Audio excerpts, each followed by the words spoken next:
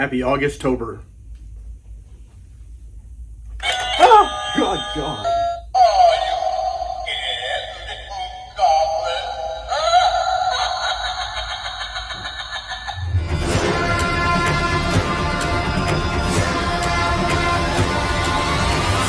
Hello, everybody. Thank you for joining me today. I do appreciate it. And I've got a video that I want to do today. I want to show some of the books that I picked up over the last couple of months. So we'll call this July/August book haul video, if you will. But just lots of stuff going on. No time to do this kind of stuff, and really no time to do a whole bunch of shopping. But when I look at the accumulation over the last couple of months, I'm surprised by how many books I actually did pick up, thinking, man, I didn't get anything lately, but I sure enough did. So I've done some videos on some big things that people might think were cool, and some were and some were not. However, here's some of the other neat things I picked up. Some things that to me are important pieces of my collection, some things that are just incidentally acquired, and some things you might think are cool, some things you might think are not cool. Either way, here they are. I want to show them to you. And the first one I want to show you is a purchase that I got. I ended up buying this book from a friend of the channel, PBO fan, a fellow by the name of Ron, ended up selling me this book. And on the surface, it is no big deal, although it is a beautiful first edition, first print copy of The Thicket by Joe R. Lansdale, one of my favorite authors, and one of my favorite books of one of my favorite authors. So this one I had a first edition, first print, as well as the limited edition from Earthling, which is flippin' phenomenal.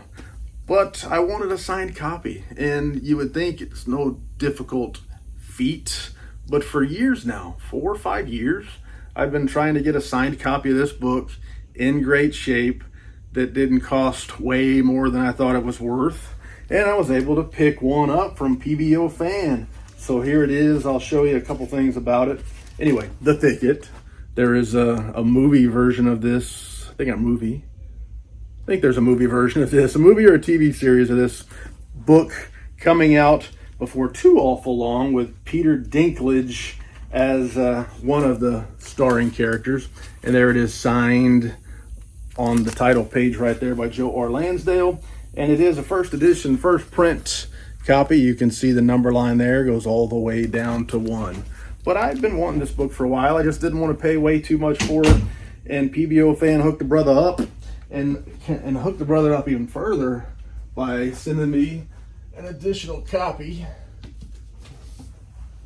of Gone South with a little note that's taped to the, I just stuck it on the Mylar cover there, just in case. Here, Tim, here's a first hardcover for your next McCammon signing, just in case you need another one. Enjoy, Ron. Thanks, Ron. I do appreciate it. I intend to see Robert McCammon in October in Birmingham, Alabama, and I can't wait for that one. So I might end up getting another one signed at that event. Now, to the next step in the process. One more thing about that book.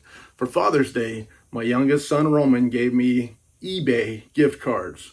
What a great gift for a book collector. And that was one of the books I bought with the gift card, so that's a Father's Day present. The other book I bought with that eBay gift card on eBay was the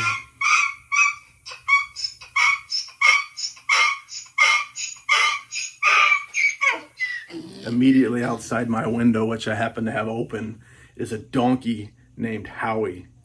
He wanted to be on the video. I told him no, so he got on the video anyway. Anyway, there is an ARC advanced review copy of Robert McCammon's Mine, and it was in nice shape. It arrived just like I was hoping, and I intend to get it signed by Robert McCammon in October as well. Be going to a signing there in Birmingham, and can't wait for that. I went last year. I'm going to try it again this year.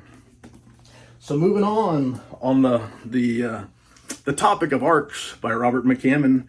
This one I got from a friend who happens to own a company named Rapture Brewing. Look it up, folks. Mitch Hall.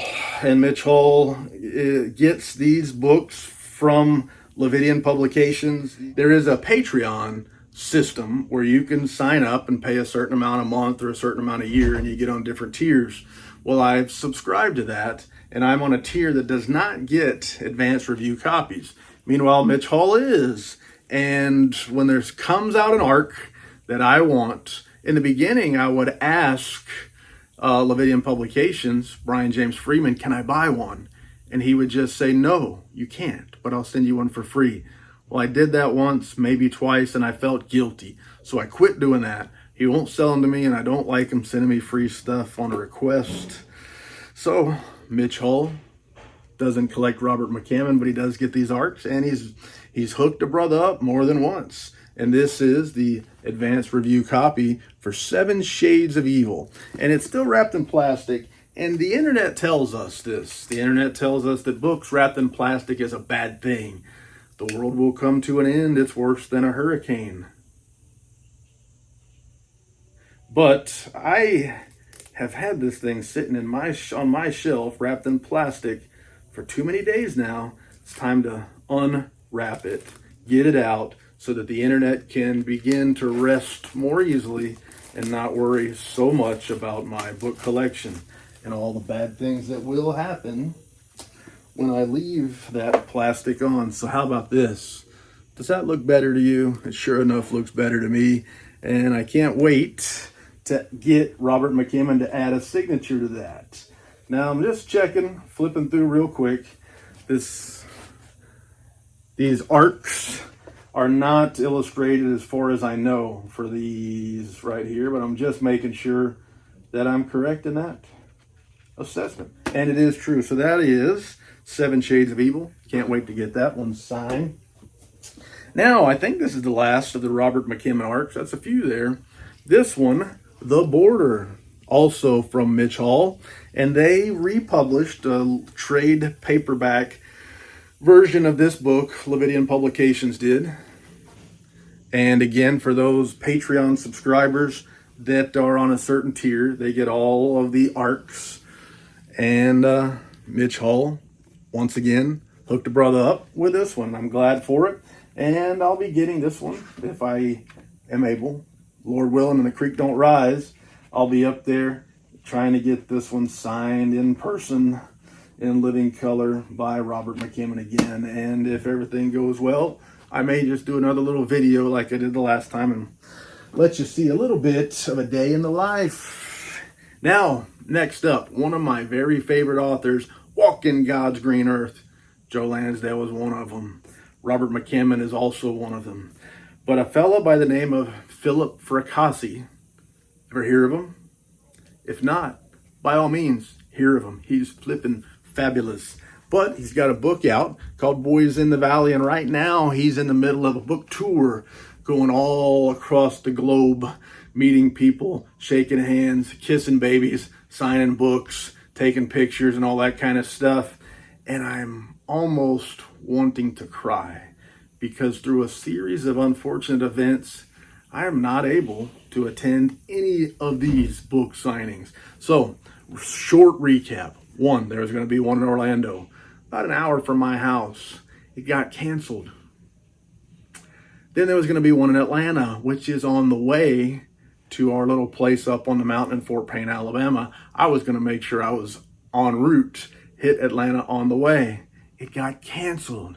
There's one more chance in Nashville, not too far from Fort Payne, an hour and a half drive or so. I figured, what the heck? I'll be there. I'll make the trip back, get some good barbecue along the way. But things interfered. My wife was out of the country. I had the kids and the dogs and work, and I couldn't go. And I feel like I lost something, like somebody stole something from me. But anyway, this was a book that I would have gotten signed should I have been able to meet Philip Fracassi in person. And this is the Orbit UK first edition trade softcover version of a phenomenal book, a fabulous book. I strongly recommend you go read Boys in the Valley. And I love the way this one looks. I love the cover. I love the artwork. One of these days, I hope to meet Philip Fracassi in person and get this book signed. But alas, I have not thus far done so. Now, the next up, same book, This is the trade hardcover version of Boys in the Valley. It is from Nightfire, and it's wrapped in this nice shiny mylar cover. This one is signed. I did order this one online from a bookstore that was on Philip Fracassi's tour. They got some copies signed, and they sent me a copy. They hooked me up with a signature, and man, I do love signed books. Signed to me is undoubtedly, absolutely, 100% better, and it is first edition, first print. The number line goes all the way down to 1, and there were included some bookmarks in this one, and this one comes from Artifact Books. There's a bookmark from Artifact. This one comes directly from Nightfire, a nice book-specific bookmark. I do love these things. If you want to buy it, scan that QR code. Just scan it right now. Buy you one. Anyway, neat little additions to the collection. Let me put this stuff back so I don't lose it. And we'll move on. I got a few more books here I want to show you in this book haul. I've got some novelizations. Now, I love novelizations, and I collect novelizations of movies that I dig. So I added a few more to the collection. And then from there, I've also got a Centipede Press book that I got in the mailbox that I didn't do a video, and I'll show you that one as well. So in terms of novelizations, the first one I'm going to show you here, Rambo 3, written by one of my favorite authors, Walking God's Green Earth. That's David Morrell. And this one is signed in person by the author, David Morrell. He wrote the book First Blood. He also got the contract to do the novelization for Rambo First Blood Part 2 and Rambo 3. And I haven't read Rambo 3 yet, but Rambo First Blood Part 2 was fabulous. He had plenty of opportunity to take creative license and write the book the way he thought it should be written. And it was a good one. Moving on with novelizations for movies that I love. And there are not many movies on this earth that I love more than these next two movies that I'm finna show you a novelization from.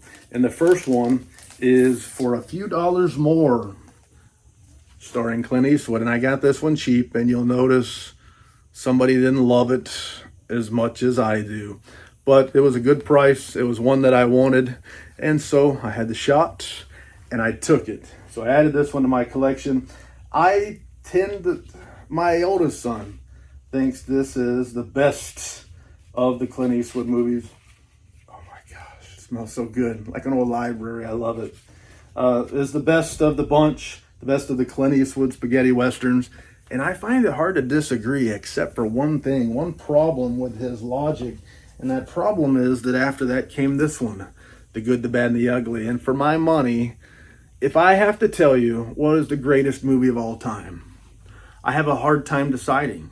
It's either The Good, the Bad, and the Ugly or Rear Window. I know, starring James Stewart, Alfred Hitchcock. Very different movies, but both movies that I truly love. And I have a hard time putting one over the other.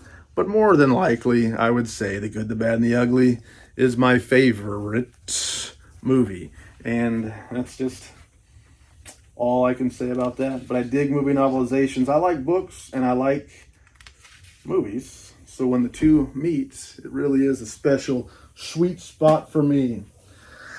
Two more novelizations, one more Clint Eastwood, and this one is Pale Rider. Now this is a movie that I've always been kind of in the middle on. Some aspects of this movie I really dig, I really like.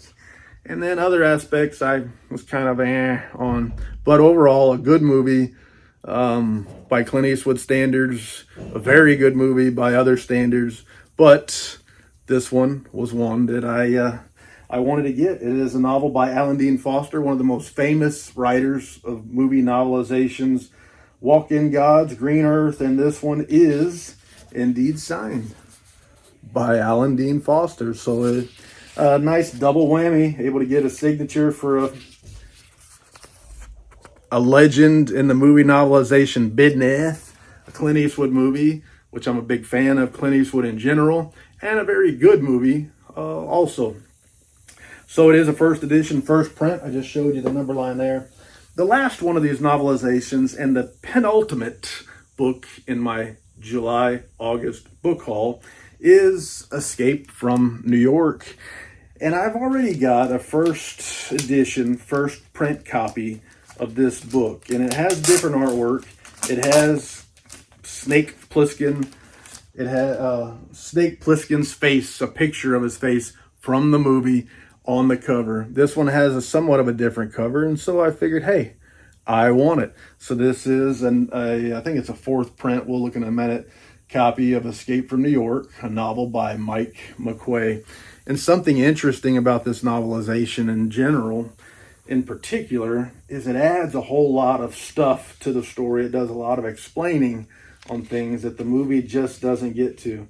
And this one is a fourth printing, as you can see there. And I just wanted it. I love the movie. For me, it's an iconic film, one that I grew up with, one that is special to me, and I watch still on the regular. I'll bet at least once a year for the last 30-something, 35, 36 years. I've been watching this movie, so a phenomenal one. And I just had to get it because it got different cover artwork than the other one. It had Kurt Russell's face on the cover, the other one did, and this one's got more of artwork from an illustrator. I could look it up and see who the illustrator is, but I'm not going to do that right now. How could I mention it without showing it? That's the original Escape from New York. And finally, last but probably not least, is The Machine in Ward 11 by Charles Willeford from Centipede Press. And this one I bought. Tokyo Doll came out. I went to go buy that, and I saw they had a two for a combo, and it was Tokyo Doll and this one. I think it was 90 bucks.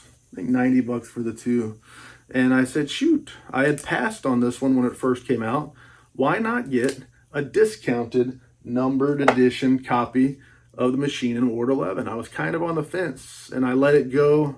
And, well, I ended up getting a chance to buy it at a pretty good discount and a two for a combo pack. And it's been sitting on my shelf in plastic for a little while. And the internet says, like I told you, that plastic is bad, so I got to get it out. Now, when I got Tokyo Doll, this one was not in there. I told you what happened on the video, what I thought happened. So I quickly sent an email to Jared at Centipede Press, and just like that, boom, he said, I'm sorry, so sorry. And he sent me this copy. It came in record time, like lightning. It did show up, and it's a beautiful book. And let's take a look at the spine. I want to take this dust jacket off, stretch it out for you, and show you what it looks like all stretched out. And the artwork is nice. Dan Rimple, dust jacket art by Dan Rimple. Let's show you what Dan Rimple did for our book here. Looks so nice, so nice. Looks really good. All right, now here is the book in true Centipede Press form. Cloth bound boards, cloth covered boards, hot foil stamping on the spine, blank on the front and back. Sometimes you'll get stuff front and back, sometimes you don't. But that black cloth is almost always present on Centipede Press editions. There are end papers. Let's go take this one to the back. Let's take it to the back to show the limitation page. It is a numbered copy. It is not a signed copy. So this one is numbered 205 of 500 numbered copies. And I'll just show you a little bit of the artwork included. The back of these limitation pages or signature pages on Centipede Press books tend to have artwork there, so that's what you see. Let's take a look. And there we go. See what else is included here. Artwork by Dan Rimple. I don't know how many illustrations there are in this one. I truly have absolutely no idea. However, typically with Centipede Press, you'll get quite a few covers of old editions of these books. Often the old soft cover versions, the paperbacks, if you will. And it adds a little bit of touch of panache to the edition. Now, I'm not sure about any other interior illustrations. Just want to flip through real quick. Actually, take a look at this paper. See the color there? It's not such a bright white. It's a little bit creamy in color and slightly small text size, large margins. And I'm not sure if we got any other interior illustrations. I don't want to miss them, but I'm quickly flipping through. I think I've just about showed you all there is to show you on this one. Centipede Press, you get a top edge stain or spray on this one, a built-in ribbon page marker, and a quality Smith sewn binding. So that wraps up my July slash, wait, I messed up here. I got to do this. Whenever I say the word slash, I got to do a motion like that or something, right? July slash August book haul video. And honestly, I can think of no more lies to tell. So thank you for your time. I do truly appreciate it. And say la vie, baby. Doo-doo.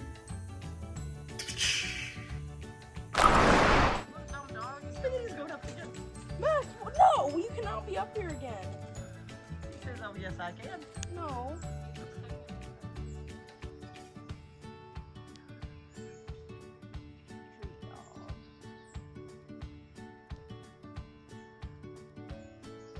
So hurt, Maxie boy.